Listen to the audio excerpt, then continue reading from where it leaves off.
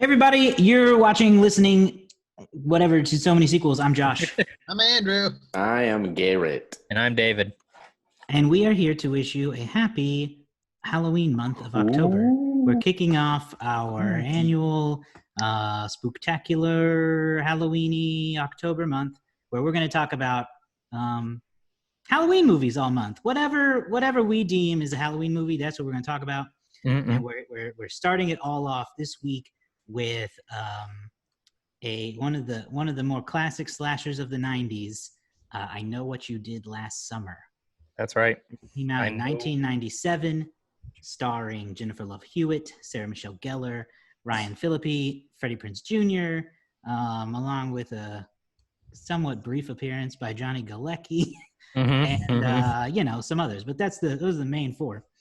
So yeah, I Know What You Did Last Summer. It spawned a whole series of movies, but we're just going to talk about this first one.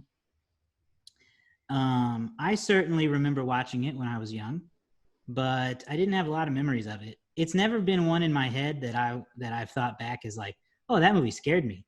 It's just kind of like there for some reason. I don't know. I don't have a lot of feelings or memories tied to it. It was The only thing scarier when we were 8, Maybe. Yeah. So Hang on, Andrew tried to jump in and then he let Well, and other I people gave go, him the and then he just opportunity. stopped, and he didn't take it, so I'm gonna give it to him. the only thing I have to say is that the only thing I remember about the movie is the title. It's kind of hard to forget about that title. Yeah, it is. Yeah. It is a unique, catchy title. It was Yeah. a good title, yeah. I don't remember the last time I saw it. It's been an extremely long time, so this was my first rewatch in a while, and I kind of left it the same way I went into it, still feeling pretty neutral. To like, it's a slasher movie, so the bar is a little different, I think, in my opinion. So I don't think it's great, but it's not like unwatchable trash either. It's kind of just goofy. Yeah. It's like goofy fun. Like it would be, it'd probably be a really fun movie to watch at like a Halloween party or something, where all your friends can get together and like make fun of it a little bit and get the jump scares and all that. But as a film, watching it, I don't have a lot of good things to say or really bad things. So mediocre in the middle, you would say. Yeah, I'm feeling pretty neutral about it. So what do you guys think after coming back to it, or was this anyone's first time? Apparently, it was my first time. Oh. I thought I had seen this before, but apparently I'd seen its sequel. I Still Know What You Did Last Summer. I thought that was this movie because I had very vivid memories of that movie. Yeah. But I was like, okay, what's happening? When did Johnny Galecki show up in these movies? Right. I didn't remember any of those things, but I don't remember that much about. I Still Know What You Did Last Summer. I just remember just sequences, So it's no secret if you watched our wheel spin. I'm no fan of scary movies. I'm easily scared, shaken, shook, as they might say. Mhm. And I gotta say that this movie had one moment that actually gave me a scare. Mhm. There were moments where I kept waiting to be scared, and then I was not. I want to point out like you said, Josh. There's kind of a lot of cheese here. Yeah, There's a very lot of cheesy. like. It seems like it's self-aware, but then it doesn't cross that plane like I know Scream does, Mhm. where there's sort of a more tongue-in-cheek element there. It feels like the actors thought there was supposed to be a bit of a tongue-in-cheek and a bit of like let's purposefully overact, but it could just be that was the style, that was the direction as well. It's kind of hard to tell in that sense. I just want to compliment this particular insight comes from my wife. The absurd amount of thumb rings in this movie. Choker necklaces, all of that 90s fashion. Oh man, just so many thumb rings. And the 90s, the nostalgia was kind of like the hidden gem for me in this movie, just kind of watching all those moments. But a lot of the scare factors sort of vacillated between not that scary and also not really making much sense. Mm-hmm. and I think that's important. I don't think that, like a horror movie has to make complete sense. It's okay to have a little bit of mystique or time displacement. But there was just so many moments where I was just kind of like, how would anybody have had time to do that? I'll just say it now. The one time I was scared is when, just for Michelle Gellar's character runs into the guy in the dress shop. I don't really know exactly what it was. She comes back after her sister is murdered, and she was walking through this room with all these mannequins covered in plastic, and the lights turn off and the music stops, and she turns around and there's the guy in the plastic in like clearly a spot where he's been standing this whole time. So I was just kind of like, how did he do any of the stuff if he's been standing there the whole time she's been walking through this room? Because like it wasn't like that mannequin was not there and then suddenly there.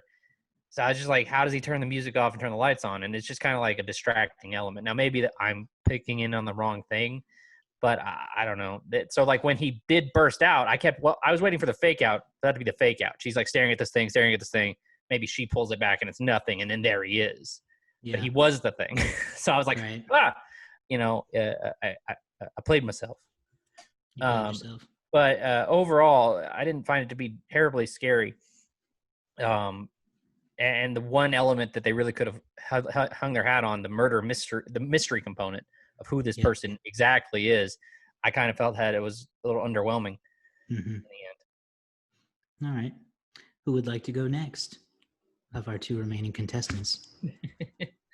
And you know how this goes. I don't know why I ask, because Garrett will make Andrew do it and Andrew won't do it. This is the dynamic. So Andrew, go. Well, I was going to go anyway. So yeah, sure you were. So I have to say this. I've seen this before, but I've never seen the entire thing.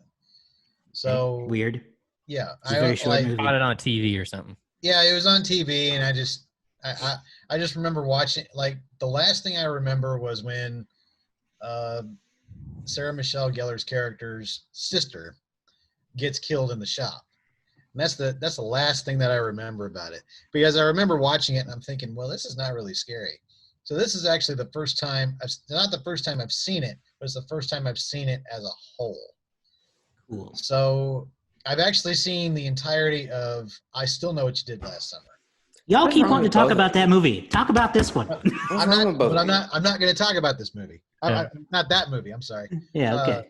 So and yeah. Also, what's wrong with you? But never mind. What did the full watch illuminate to you this time? Was it better than you thought, or worse? No. I thought it was boring. Okay. I thought it was boring. I thought there was too much of a lead up.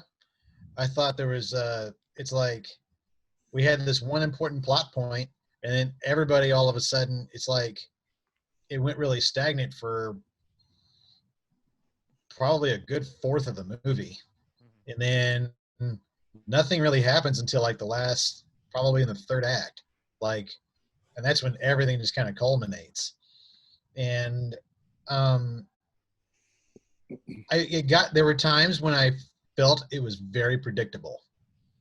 Like who'd have thunk that, like when they put Sarah Michelle Gellar's character, I don't remember her name, when they put her character in the back of the cop car and the cop car was going to stop and help the guy, it's like that's like a given. Yeah. Like, I'm going to help this guy. It's going to take a minute. Oh my God. To be fair, all slasher movies are predictive. Yeah.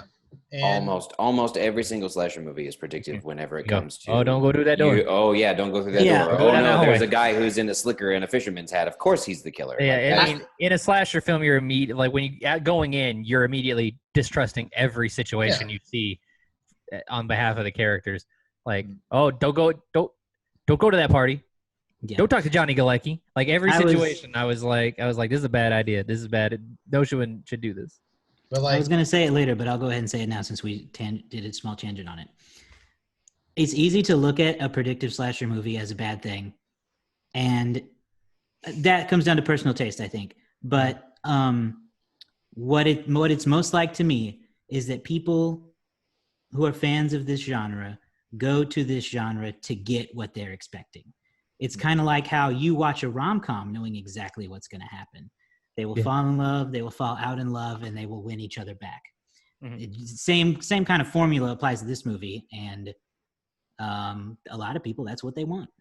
Yeah, you could say that about most genre flicks, I think, and that's why every now and then you get a movie. I think for most people, you could consider the movie that came out just the year before, Scream, to be this type of movie that sort of bucks the genre and sort of tries to subvert what your expectations to an extent. But this movie doesn't really do that, right, Andrew? Yeah, I felt like it was Scream's cousin trying to make it big, and it kind of falters. And I know that it was written by the same guy who wrote Scream. I know that it was produced by the director of Scream. I remember a long time ago, I'm like, wow, Wes Craven did two slasher movies in 2 years. Cool. And then I come to find out, oh yeah, he just produced it. I'm like, well, okay, whatever. But like, I got more in terms of jump scares, in terms of like actual dread. I got more jump scares out of Halloween H2O. And yes, from last year. Yeah.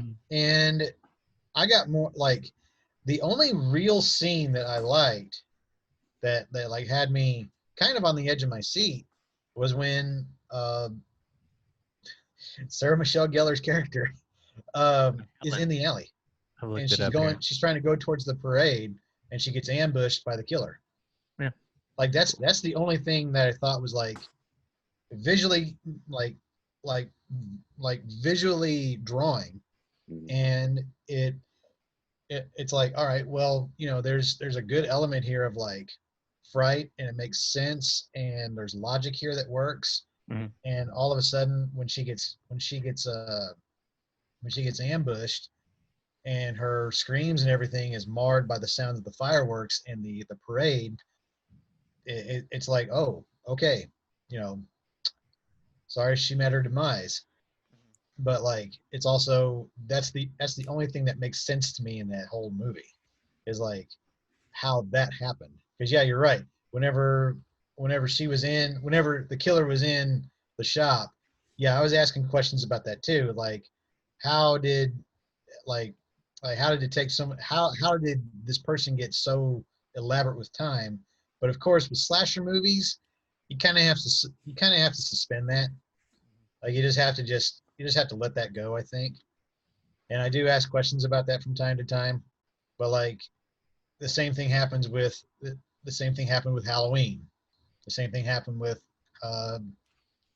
even Nightmare on Elm Street, although there's leeway with Nightmare on Elm Street.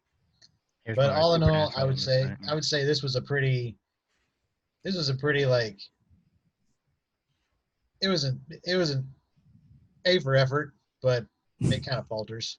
I don't know about that. I'm gonna give it a B- for effort. Yeah. Okay. Next, and keep going. Yeah, so, Garrett, this was your movie. Yeah, this was my movie, and I did not pick it because I knew it was good. I picked it because everybody's seen Scream. And this is one that I feel like people know. People know I Know What You Did Last Summer. That is a movie that people remember and they recognize. But they probably, like us, don't have a lot of real strong memories outside of Jennifer Love Hewitt running around, because that's what she's supposed to be doing. She's the Scream Queen in this. Yeah. But one of the things that I always like about horror movies to an extent is that there's always one that starts it and kicks it off, and then everything else really just runs it into the ground. And this is that one for Scream. So you go back to what we did a couple of years ago with Halloween. From that, you got Jason and Friday the 13th, and then you got A Nightmare on Elm Street and Freddy Krueger. And so both of those have a very supernatural element. Both of the first movies were pretty good as far as like giving you those scares, but they play on a lot of the tropes that they got from Halloween. From then, most of those movies just became a joke of themselves. And what was good They just drive it into the ground and drive it into the ground. And so for this movie, Scream gave you a new outlook on a slasher film. And it was like, oh, this can be good again. And just basically trying to do everything that Scream did without being Scream, you have I Know What You Did Last Summer. And that is what I like about some of these slasher movies. No, it's not good. This is not a great movie. It's not a bad movie. It is a movie where you go in and go, oh my God, that was a brutal kill. Or, oh, look at all these beautiful people. I joke, I'm really proud of this. I said that I don't need any kind of popcorn with this movie because it comes with 4 snacks. Johnny Galecki. No, not Johnny Galecki. No, he's a snack too. 5 snacks. We'll say 5 snacks. But there were some obvious questions. Like throughout the whole movie, they tried to set up Johnny Galecki as Max as the killer, and then he was the first one to die. I want to talk about that specifically. That was so stupid. It was like, you can kill him, that's fine, but like, let it ride a little bit, because the again, I agree with David. The end result of who the killer was so out of left field that it made no sense. And I even put in my notes, I was like, I know I remember them talking about this guy's name, but I don't remember why. And through the distance, you could see that his boat was named Susie or something like that, which is the woman who died. And I was like, okay, I'm pretty sure that that's her father, but I can't remember. So it just didn't make sense. Well, I'll tell you this. It made enough sense, sure. Well, sure, it made sense. It wasn't satisfying at all, really, because it's like feels so unrelated. And it's just some guy who, like, you've literally never seen his face in the entire rest of the movie. I want to talk about the Johnny Galecki death specifically. I think it feels unsatisfying. Okay, because first of all, even though Johnny Galecki's kind of a jerk in the movie, it's not like, it doesn't, like, you're not like, haha, they got now they got him. He's unconnected to the event other than him passing by that evening. Right. As it turns out, Johnny Galecki's death wasn't in the original version, and after screen testing, they went back in and filmed that scene for him to die, because they found that after they had put the entire movie together, that the first death didn't happen until Ryan Philippe in the balcony, which is like an hour and like, I don't know, 30 minutes into the movie. So they were like, there's no deaths in our slasher movie until like the very end. And then it's just like a bloodbath. I say that. There's very little blood in this movie. It's just like bodies dropping everywhere. But there was just nothing. They needed the danger there sooner, is what they say here. So they went back and they filmed this scene with Johnny Galecki dying. So that's, I think unfortunately they didn't do a very good job of integrating it, because when it happened, I was just kind of like, that seemed unnecessary. They should have taken a different approach, and they should have approached it from like a murder mystery and thriller rather than a slasher movie. Like, you can make it a slasher movie, but them trying to figure out who they killed and who's trying to stalk them is the better story. And you would just have to tweak it a little bit. Like, you can have them all go through their deaths at the end, but you can really hone in on Max, make Max more a part of the story. Or they also tried to set Freddie Prinze up, because I also noted that throughout a lot of this movie, after they run over the guy with the car, Freddie Prinze is really also disconnected from this movie. It's once they come back and reunite a year later, everybody seems to have turned on him, and it's Sarah Michelle Gellar, Jennifer Love Hewitt, and Ryan Phillippe all really kind of interacting, and Freddie Prinze is on the outskirts, and everyone's like, we don't trust you, but they never really say why. Yeah. Other than the fact that they're just trying to make him the new suspect. Yeah, they just kind of want to assume he's the suspect. Yeah. But if they would have all like really thought Max was part of it and made Max a bigger jerk, then you could have honed in on that, and then when they thought they were getting close, then you kill Max. And then it's like, oh my God, what happened? We thought we were on this track. And then you continue to unfurl that mystery with Anne Heche and her character and all of that stuff. But I don't know. For me, it was fun once the deaths started happening, as weird as that is to say. But I go into these kinds of movies again, just how are these people going to die? Because I know they are. Yeah, I mean, Yeah. it's interesting to note, I think, by the way, that this killer has to be one of the worst revenge artists out there, because like he was left for dead by 4 people, and he kills 6, 4 of which had nothing to do with it. He managed to only kill 2 of the people that wronged him.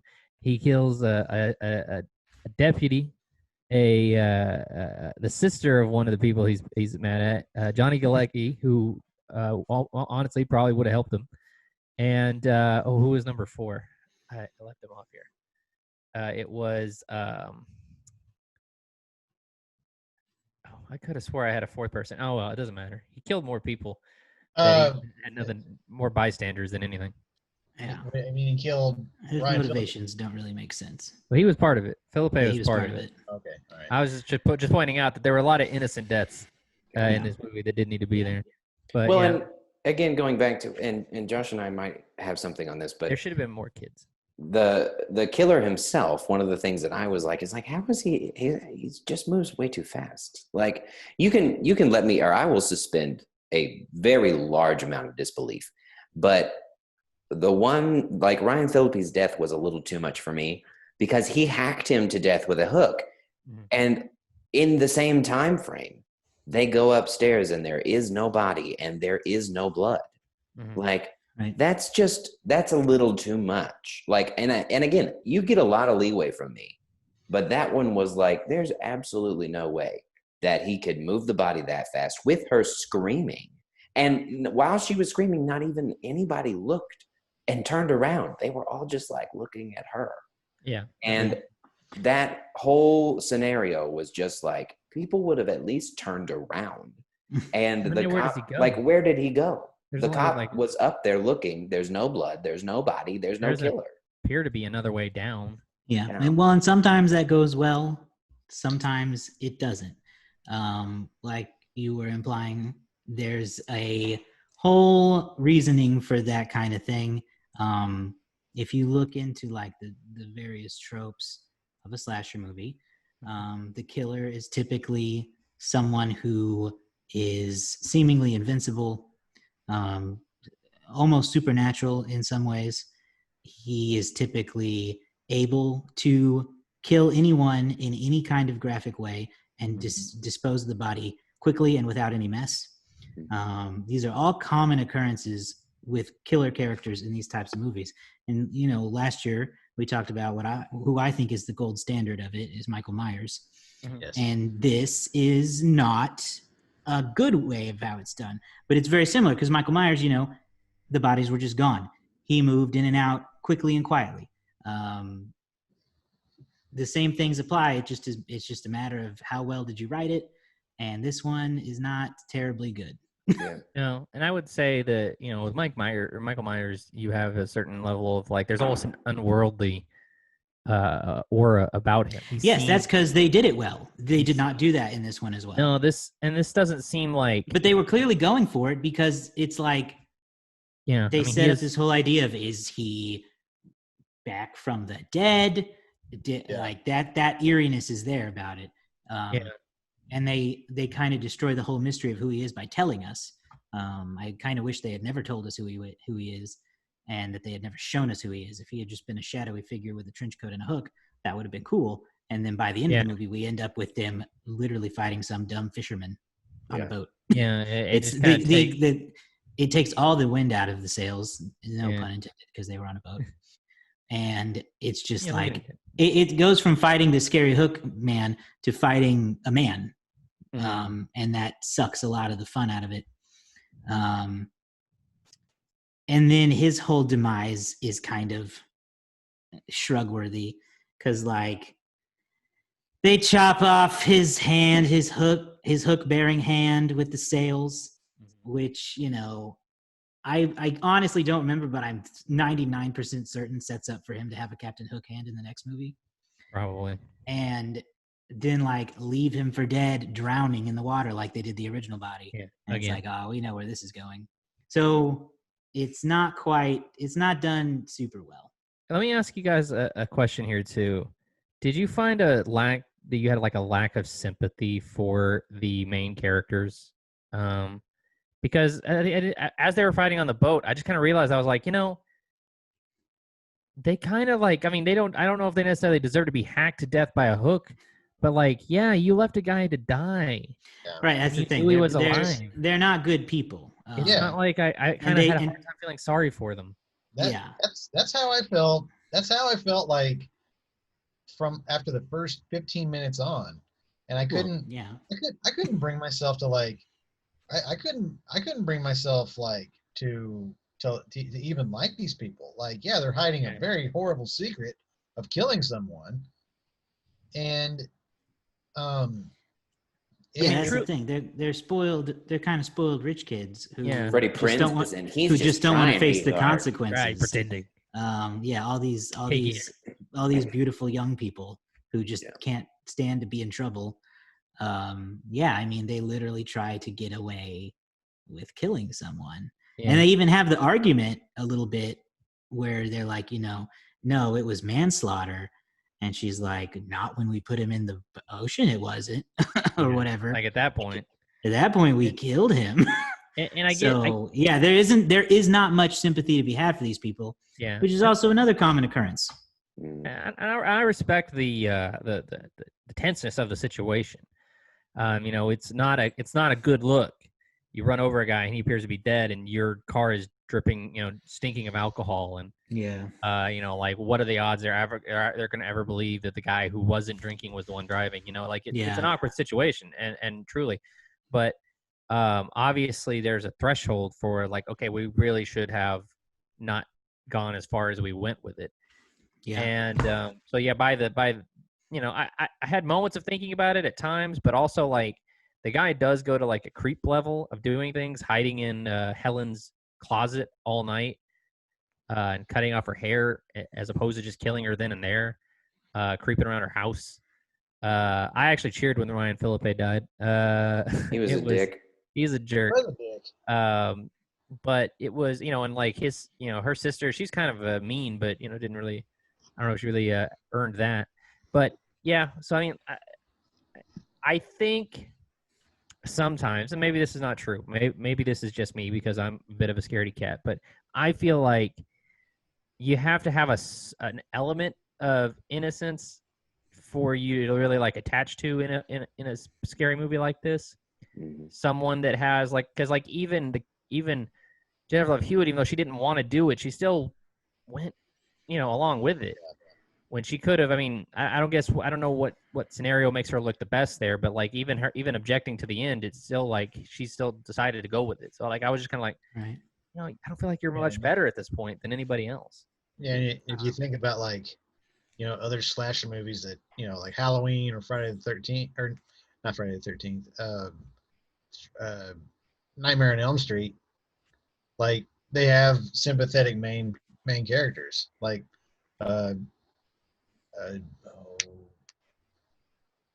Jamie Lee Curtis. Jamie Lee Curtis's character literally does nothing. There's no connection to it. Just Michael is just evil, and so is Freddy Krueger. He's just out to kill people. Well, even going more recently, I don't know that the family from Us necessarily did anything to deserve what happens to them. Yeah. At least outright, So like, but they have that, like, you kind of can feel for them in the situation because like, they have a certain level of relatability and their own innocence there. But I don't know, everybody here, I was just kind of like, yeah. In another movie, the guy killing the people who left him for dead's the good guy. Yeah. So. Well, and they could have gone that route. I would. I mean, if they I think there are a couple of things they could have done to make this movie a little better. And I don't know how they would have done this. They would have had to rewrite some stuff, obviously. But I like the idea of having two different killers for this movie, just because of how fast everything goes. And I think that you could have worked in where either maybe Max or maybe Freddie Prinze, depending on what it is connected to the killer. You can have everything the same, but maybe Freddie Prinze is the brother and son son of the killer and brother of that Susie person. Mhm. And so maybe the dad is trying to exact revenge on the person that killed his daughter, and that's who they hit with the car, right? Freddie Prinze recognizes his dad because throughout the whole movie he talks about how he doesn't really know his dad that well. He's got some father problems, whatever. Mm-hmm. So at that moment, when they hit him, he recognizes that is his dad, but he goes along with it because he's like, screw this guy. He's never been there for me, whatever, I don't care. But then when he doesn't die, over that year, they reconnect, and he's like, listen, I know what you did, and you're going to help me get rid of these people. And they're working together. And at that end, when Jennifer Love Hewitt is running away from Freddie Prinze and gets on the boat of this random ass stranger who she thinks is safer than Freddie Prinze, then she's in it with both of them. And then she's in trouble. But then you find out at the end that they are connected, or you can do the same thing with Max. I don't like it as much with Max. I like it with Freddie Prinze being a part of it. If they were going to set him up that way, lean into it. But then I also think that would be too much like Scream, because there were several times throughout Scream where Skeet Ulrich looked like he was and wasn't the killer. So I feel like they were trying to play off Scream but not take everything from it. But I think that is something they could have done to make it a little better. And then who knows, maybe that adds to why some of these people are dying that are bystanders. Like Max was a jerk to Freddie Prinze. Well, now you're dead. The sister of Helen, I know you, it's going to hurt Helen, I'm going to kill you, I'm going to kill Helen, I'm going to kill Ryan Phillippe, all of those things. And maybe that would have made it make a little more sense, especially because the whole time they were like, Freddie Prinze is not one of us. So that is something that could have been done. I don't know. Mm-hmm. I mean, it's an interesting idea. They could have, something that would be interesting to explore but like you said, we had just had that movie, a similar concept of the killer being two people with Scream, and I think it works effectively there, and it could have worked here, but it might have, coming off the heels of just a year later, it might have been like, oh, this is just the thing now. There's just always two killers. Yeah, Or they could have leaned into that urban legend story. I mean, they could have made him much more supernatural or much more unknowable, like it's a mystery they can't solve. Right. And then he could have been like exacting justice. Because they did do something wrong and then they tried to cover it up. And then this urban legend is now coming after them to exact justice. Who knows? Yeah. And, like you said, suspension of disbelief. Like there is it feels like they wanted there to be elements of the supernatural here, but obviously couldn't go all the way with it. I think about the fact that, we talk about Max. I think it's Max, right? Johnny Galecki's character. Mm-hmm. He's found inside Jennifer Love Hewitt's trunk, covered in ice and crabs. She leaves to go get her friends. They come back, and not only is he gone and the crab's gone, but like her trunk's not even wet. Yeah, there's no trace that was ever real. That could have been all in her head. That could have been a supernatural thing. Yeah, like they could have really played with the psychological aspects of it, maybe. Them seeing things, them hallucinating, but or them, maybe not hallucinating, but you get what I mean. Yeah. But overall, I kind of feel like it just doesn't go. I can't really push it past like okay, or adequate. I don't think it's like bad. I don't think it's unwatchable. But yeah. No, this is definitely not a good movie, but it is a fun movie to turn on at, like you said, Josh, a Halloween party or something, and you don't really have to sit down and watch it. But when it kicks into high gear, then you can be like, oh my goodness, look at this. They're getting their comeuppance or whatever. Yeah. Okay, are we done talking about that part of the movie? I don't have anything else to add, actually. I don't either. I had a thing. So you do, though. Well, I had a thing from the director. I don't either. I have a thing. I don't have I don't think there's a lot of time that needs to be spent on this. I have a thing from the director. You may have noticed that there isn't a ton of blood in this movie. Yeah. It's not as gory as other slasher films in that sense, and that was an intentional move by the director, whose name is Jim Gillespie. He said, what was it here? I didn't want he said something like, I didn't want the blood to be the star. I really wanted I wanted it to feel guttural, and I wanted it to be like, when people, he kind of said when people die, they don't just spurt blood everywhere, whenever they're like, stabbed with the hooks. I wanted to have more of like a bludgeoning almost feel about it. Well, I'm not gonna say whether he made the right or wrong move to limit the blood, but I am gonna say his reason was stupid and it didn't work out. Yeah, I mean whatever he was trying to achieve, he most certainly didn't. So Yeah. If you have a better movie, like, again, Halloween, you don't need the blood because there's not a lot of blood in Halloween, but that was a good movie. Right.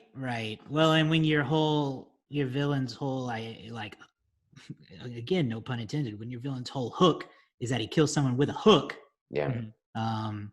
A little bit of blood is needed. Yeah. Because we always go back to Halloween because it's the best, I think. But you go back to that, he just kind of killed with a knife or whatever else. It wasn't, the murder weapon wasn't special for Michael Myers. The murder weapon is special for this guy. And so you're going to give me a hook, you got to show me the damage. Yeah. No, I think that's fair. Opinion. I think that's fair. I think I'm okay with the premise of not putting too much blood in the movie. He also said that he felt that some horror movies get too gratuitous with the blood. He didn't really want it to be distracting. Right. But I think this is a situation where it's almost too much. Yep. You've gone too far the other way. There's like even Ryan Phillippe, when he dies, like he's just like like the worst he has is like a scratch on his face, basically. Well, I mean, you give me a dead guy with like ice and crabs crawling all over his face. You can show me blood. You're being silly now. Yeah. Like the blood's gratuitous, but the crab man face wasn't. Shut up. Like, who are you trying to fool here? Yeah, that was really all I had. That was the only other interesting detail I could find. Well, and then again, the problem with the lack of blood and whatnot is that there's nothing else to hold this movie together. It's very boring for the first at least hour. Mm-hmm. And so you throw a little more gratuitous blood in there, that makes it a little more exciting for a slasher film. Yeah, I think if I were to, and I won't go long on this, he said, but if I were going to do a Garrett rewrite, I would have had that first night or that opening sequence where the initial event happens. Have it be like it happened and have like really like quick moments, blurry like rememberings of it happening. And then over the course of the movie, as he's hunting down the individual people, you get to see what their perspective of that night was. And then it becomes like you're finding out what happened that summer, as opposed to we basically get everything. And then so we know everything. And then the guy starts hunting them and it's just that. I think it would have been cooler if it was like in the beginning, we as the audience don't really know what exactly happened. We know a guy got hit, a guy got put in the river or something like that. And we know they swore to never talk about it again. You give us like that really fast and like a really frenetic energy. And it's like, oh, wow, that was a really, that's how I kind of picture it. And then make it much more compartmentalized. Show us like what, how did Sarah Michelle Gellar see this? How did Ryan Phillippe see it? And I would have added more people. 4 people is not very many. If you're gonna, it's a horror movie. Throw up the body count. Yeah. Okay. That's it. Well, I can move on now. Yeah, let's talk about the box office stats of this movie. Let's do. So I Know What You Did Last Summer opened October 17th, right in time for Halloween, back in 1997. Back when I think Josh Garrett and I were, but we 7-year-olds, and Andrew was just starting college. Technically, I was 8. Thank you very much. Oh, okay. I'm sorry. I apologize. Andrew, Garrett, big dog in this. So it opened number 1 to a $15.8 million 3-day weekend. At number 2, you have The Devil's Advocate, I believe Keanu Reeves, Al Pacino. Is that right, Andrew? Yes. Don't just keep going. And then number 3, opening in its third week at 6.9 million was Kiss the Girls. And at number 4, you had 7 Years in Tibet at 6.4 in its second weekend. At number 5, in its fifth weekend, In and Out. I don't know this movie. I don't know any of those except for the No, Devil's this is Advocate. all going in 3.7 my ear and out the other. In and Out is a Frank Oz movie starring Kevin Kline. Well, there you go. Okay. Yeah, Kevin Kline. Yeah, that looks right in here. I still don't know. So that's probably pretty niche. I know What You Did Last Summer would go on to make $72.5 million in the United States. Overseas, it would bring in almost an identical, another good chunk of $53 million, according to Box Office Mojo, for a worldwide total of $125.5 million. So all things considered, despite what might be considered mixed reviews, it was a pretty good box office haul for a Halloween movie at the time. Mhm. And I'm trying to see what was the number 1 movie for 1997. Anybody want to guess while I pull it up here? No, I got no ideas. I Titanic. don't. Mm. Yeah, I guess feel Titanic. like that's Oh a good yeah, guess, Titanic yeah. is a good guess. Yeah, that's it. I mean, I'm gonna pull it up here, but I don't even know when that movie comes out. I don't like that movie, but that's just me. No, Titanic. Titanic. Yeah. Yeah, it's not good. Yeah, I remember the first time I watched Titanic. I would actually say Titanic might be a scarier movie than this. Oh, it is scarier. That's true. You know, like it was. Yeah. There's a scene that's burned in my memory. I remember hiding behind my parents' couch when I got to see it. I was probably like 10 at that point, and it's a scene where the guy and his son come running out of like a corner, you know, and they're trying to get away, and then like 2 seconds later, the water just rushes in, and you see that guy and his son just being carried away by it. Mm. Yeah. That was genuinely terrifying to me as a kid. I was so scared to drown. Were none of y'all scared at the last jump scare that they gave us in this movie? Because I wasn't expecting that. I was not expecting him to jump out of the shower at the end. Like, I figured there would be something creepy. I just didn't expect somebody to lurch out at the camera at me. I agree. I didn't think there was going to be that final jump scare, but it was getting kind of predictable where it was like, I still know. Yeah, But- no, that was a good shot. I think that it was actually undermined by the guy coming through the glass, maybe. But it did startle me, but not necessarily because it was scary on itself. Because it was, I mean, there was that, but I was kind of expecting it. It just didn't look how I was expecting it to happen. Because like it was not just like a jump cut. It was also like he didn't look real when he came out. He looked like, I don't know. It looked like a shadow figure. Yeah, he looked supernatural. Yeah, Garrett or Andrew, you were right. Titanic, number 1 movie of 1997, and number 2, Men in Black. Number 3, The Lost World, Jurassic Park. Number 4, Liar Liar, and at number 5, Air Force One. We just recently reviewed Men in Black earlier this year. Go check out that podcast. It's a lot of fun. All And that's right. it. So who's running Letterboxd this week? Josh is. Oh, I am perfect. I have it pulled up. Josh won our most recent contest. Okay. Well, who would like to start first guessing what the Letterboxd community has rated I Know What You Did Last Summer on a 0.5 to 5 star basis? I'll say 2.7. Okay. I was gonna say. Go ahead. I was gonna say 2.3. Oh man, that's what I was gonna say. Man. Well, then I'll split it and I'll go 2.5. Okay. 2.7, 2.3, 2.5. Well, Like, we have one 2.5, person I who feel like got it's it pretty exactly right. Oh no. Exactly right. No, it's And gonna be Andrew. That Every time person Andrew is- guesses. Oh, sorry. Go ahead. I was going to say you may have been speaking too soon because that person is David. Hey, David got it exactly right with a 2.7, 2.75 exactly, based on 34,000 ratings. 34,000. Yep. So what is our personal rating of the movie? I will 2. say 2.5. Okay, we got a 2. We got a 2.5. I also go with 2.5. We got a 2.5.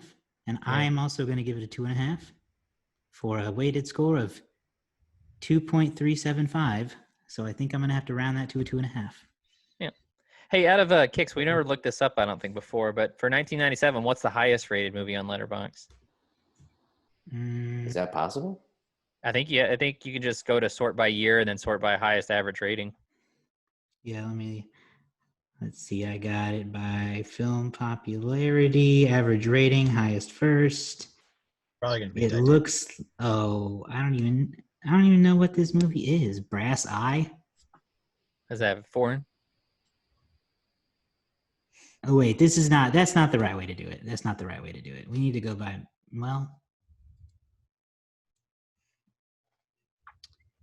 I don't know that there's a really good way because the highest average rating could be a 5-star film if only one person rated it, Oh yeah, I guess the that's more, true. but when you sort it by film popularity, which I do not know how is calculated. Yeah, how is that different than average rating? I don't know, but the Is most that popular, like combined like with the? Oh, sorry, go ahead. it must be combined statistics or something, because the most popular movie on Letterboxd for 1997 is Titanic, and then Good Will Hunting, and then some movie called Here, do this Mononome? too. I don't know. So there's a little Princess Mononoke. I don't know. I've heard of Princess Mononoke. Is it Monoke? Yeah, It's an anime movie. I think if you go to there's like a little eyeball in the corner where you can hide like short films and documentaries and stuff, Yeah. and unreleased films. Yeah. I don't know. Brass Eye, does it even have a rating? 4.4. Yeah, it has 4.4, but it's one person rated it, so it's got the highest on a technicality. Well, then how is it a 4.4 if one person rated it? That don't make no sense. No, it's got one. Oh wait, sorry, no, it's not. It's 282 people rated it. Oh, gotcha. But obviously, a shit ton more people would have rated a movie like Titanic or Good Will Hunting. Yeah, or Boogie Nights. Yeah, so I don't Boogie know. Nights is We'll have high to go up by. there, too. Anyway. We'd have to go by film popularity, and that is going to be Titanic. That sounds fair to me. Well, it was worth a shot.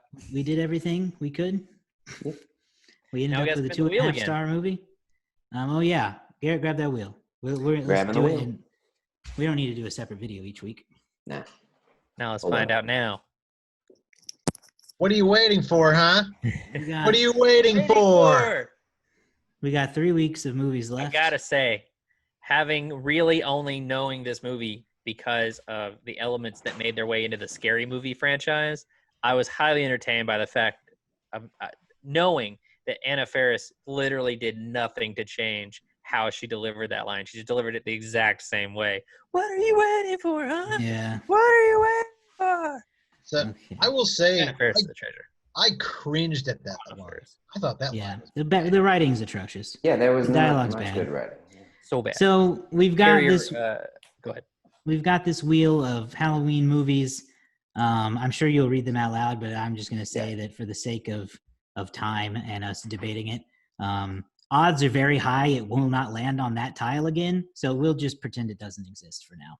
Yeah. Yeah, the empty slot. If we need to fill them out again later, we will. But or what we'll do we got? You have to read it out. I can't really see the. Yeah, I know it's dark. I'll have to tell you, the lighting is not great in this room. So we got Sleepy Hollow, Color Out of Space, Identity, The Exorcist, The Frighteners, The Conjuring, and The Thing are the ones that are left to be options on the wheel.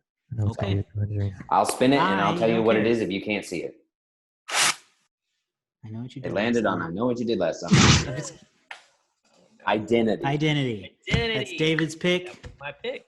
We're going to watch David's pick next, Identity. Directed by James Mangold, starring John Cusack and a litany of other well-known actors from the early 2000s. So I look forward to it. I think it'll be fun. Mm-hmm. Sweet. Well, we will watch that, and we will be back next week to review Identity. Find us online on Facebook, Twitter, and Instagram, and Letterboxd. Just search So Many Sequels on all those sites. Like, follow, subscribe, whatever. Find the podcast if you wish. If you do podcasts, just follow us there. Or if you like videos, go ahead and subscribe to our YouTube channel there as well. Yeah, that's it. I think we'll keep being spooky. Go find some Halloween decorations, put them up, eat some good candy.